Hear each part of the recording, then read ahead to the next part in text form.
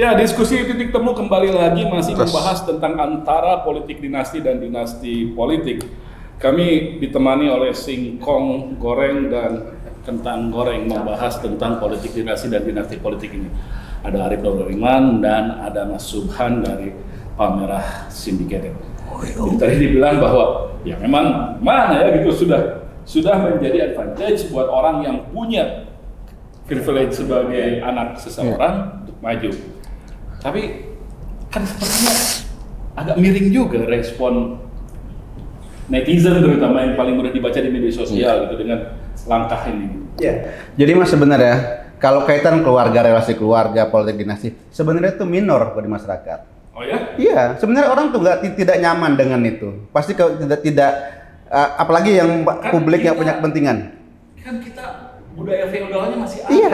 Tapi kalau kita ini Mas, yang punya kepentingan yang setuju. Oh. Yang nggak punya kepentingan pasti akan masih mikir itu anak siapa dia, gitu kan? Pasti anak misalnya orang naik mobil muda, mobilnya udah naik Ferrari. Jadi respon pertama orang tuh pasti minus. Pasti gitu, minor menghadapi itu.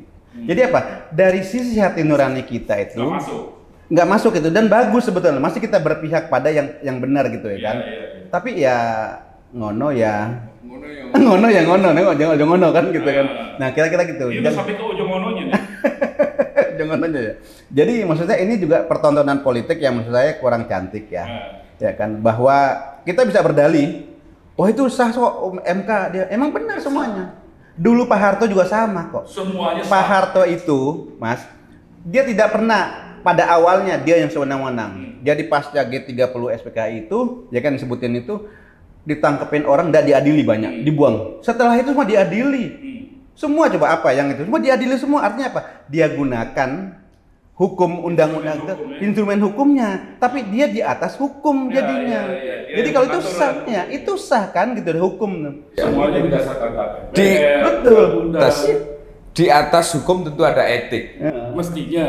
Nah, kenapa kemudian MK ini ada komisi etik ya, yang akan Mahkamah Majelis Etik, Mahkamah Konstitusi, MKMK. Iya, saya tidak tahu apakah otoritas dari Mahkamah Etik itu bisa menganulir misalnya, itu bisa ramai itu. Tentu ini pakar hukum yang bisa menjelaskan. Oh ini apa substansinya? Ya. Kalau Pak kayaknya nggak bisa. Kemarin tuh emang kalau soal itu, karena kan digugat ya soal keputusan MK yang mengubah syarat untuk menjadi capres dan cawapres itu digugat. Lalu kemudian paling tidak ada dua pendapat. Yang satu tidak bisa mengubah, yang satu ada peluang untuk bisa mengubah substansi itu. Mengubah lewat jalur mana? Yang pertama, putusan MK dijadikan dasar untuk jadi putusan MK yang baru lagi. Jadi putusan MK mengubah putusan MK sebelumnya atas dasar MK. Yang kedua, MK langsung yang mengubah. Itu semuanya masih wacana hukum. Jadi masih belum ada celah untuk itu sebetulnya. Jadi ya udahlah terima deh. Ini belum akan berubah. Belum akan berubah lagi. Jadi ya udah. You nggak punya dinasti ya bye. Jadi semakin tidak adil kan? Semakin tidak adil kan demokrasi kita kan? Ya dulunya kapan adil? Dari dulu kan memang begini. Nah itulah Mas, maksudnya setelah 25 tahun reformasi itu kita kembali lagi. Harusnya kita udah naik di angkasa langit ke-7, kita turun lagi menukik nih.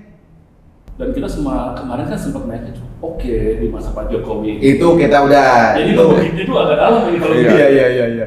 2 jempol tuh Mas. 2 jempol gitu loh.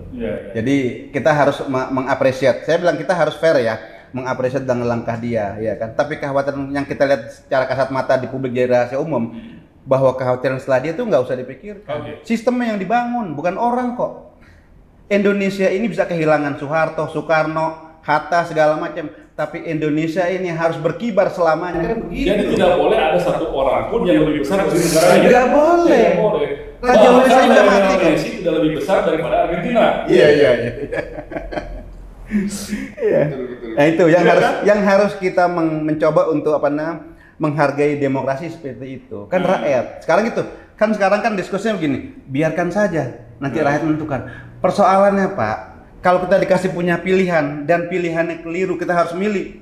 Pasti keliru nanti. Ya gitu kan. Jadi sejak awal janganlah dikamuflase, janganlah ada tujuan tertentu, real itu loh.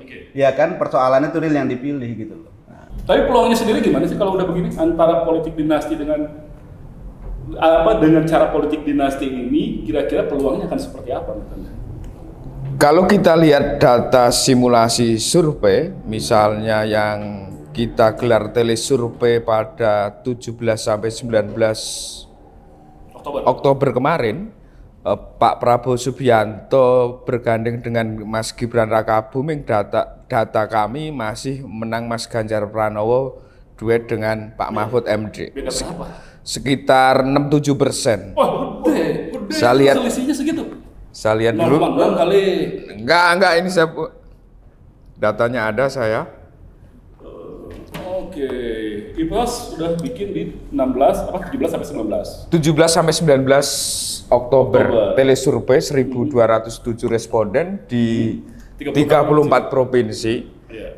Kayaknya yang diskusi sebentar saya bacakan. Oke, jadi ada peluang kalah juga ya. Tapi kebanyakan dinasti politik banyaknya sering menang, Mas.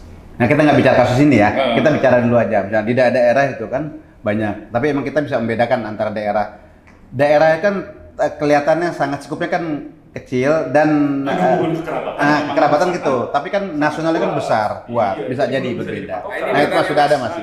Ketika misalnya yang lolos putaran kedua antara Pak Ganjar dan Mahfud berlawan dengan Pak Prabowo dan Mas Gibran Rakabuming, maka Pak Ganjar Mahfud MD unggul 48,72%. Oh, sudah head to head. Iya, dan Pak Prabowo Subianto duet dengan Gibran Rakabuming 41,67%. 6%. Sekitar 67% selisihnya.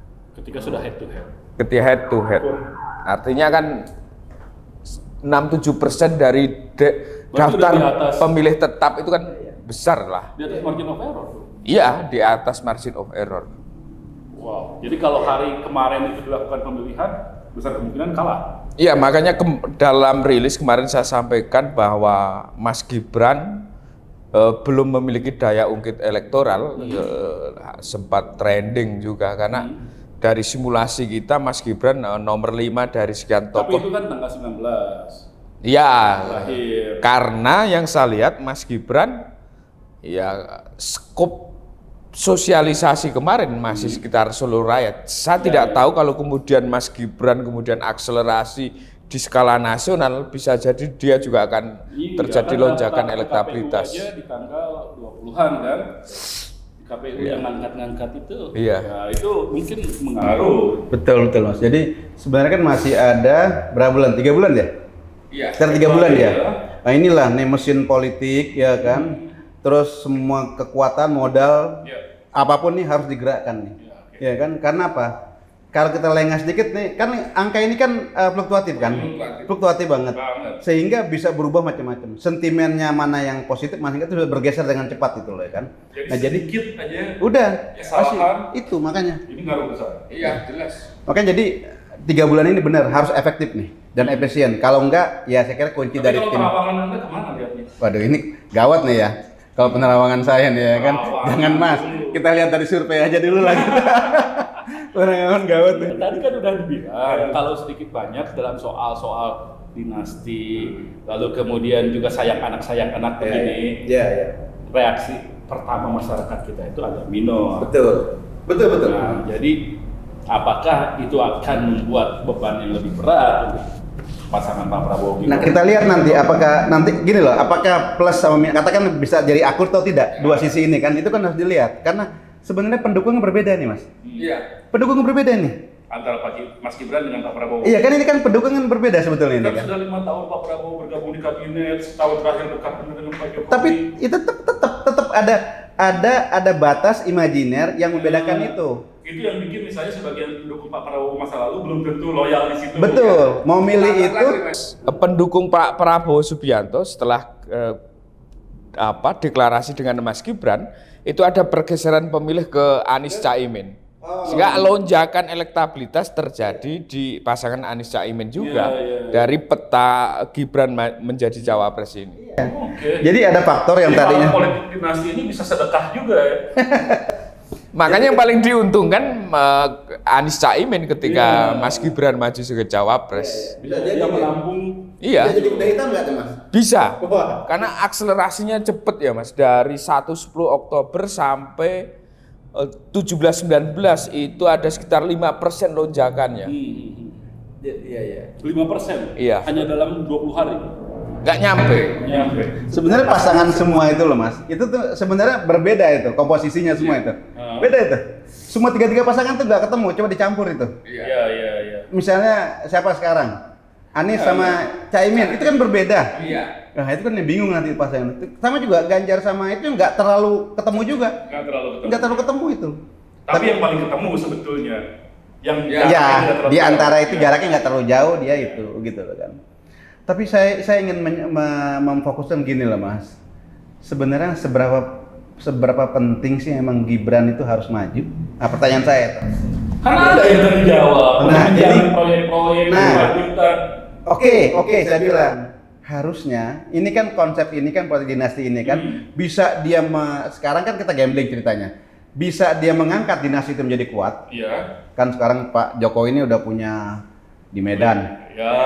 Ya kan sudah punya Kaisang 2 hari masuk jadi ketua. Itu belum pernahnya Mas. Belum pernahnya. Ada pernah siapa? Pernah dulu. Bung Karno gitu menit PPNI. Iya. Jadi di zaman modern baru kali ini. Baru kali ini dan menurut saya ini kayak Jerman nih, Blitzkrieg ini. Serangan kilat. Nah, serangan kilat cepat sekali kan. Oke. Artinya kalau ini bisa efeknya ini positif bisa terbangun. Kalau berhasil. Berhasil, tapi kalau tidak bisa ditersapu kayak badai menyapu pasir gitu loh. Hilang semua. Oh, segini aja misalnya kan sederhananya gitu. Maksud Anda kalau Pak Prabowo dengan Mas Gibran ini tidak terpilih, itu pertaruhannya sulit dibayangkan. Sulit dibayangkan. Karena apa? Sini aja personal saya bicara. Saya mengakui kehebatan Pak Jokowi untuk memimpin selama 2 periode. Tapi begitu terakhir nih, harusnya jangan begitu demokrasi. Kan kita selalu melihat ini infrastruktur Mas. Infrastrukturnya. Pak Harto apa nggak bangun infrastruktur? Bangun. Infrastruktur. Tapi yang menjatuhkannya kan bukan infrastruktur. Gitu. Jadi kita harus ingat gitu loh, bukan infrastruktur yang menjatuhkan. KKN gitu loh. Nah itu. Nah ini sekarang bisa muncul lagi kan. Harusnya kita belajar dari sejarah. Gitu loh. Belajar dari sejarah kira-kira mana titik celahnya kita, mana yang putih, itu yang kita lanjutkan. Bahaya Mas. Jadi saya khawatir begini, kalau misalnya semakin lama kekuasaan kan Lord Acton gitu kan, makin absolut kan kekuatan, semakin arogan kan repot Mas. Power tends to corrupt. Absolutely power, corrupt, absolutely. Kekuasaan cenderung curang, kekuasaan yang mutlak sudah pasti curang. Kita akan lanjutkan setelah break.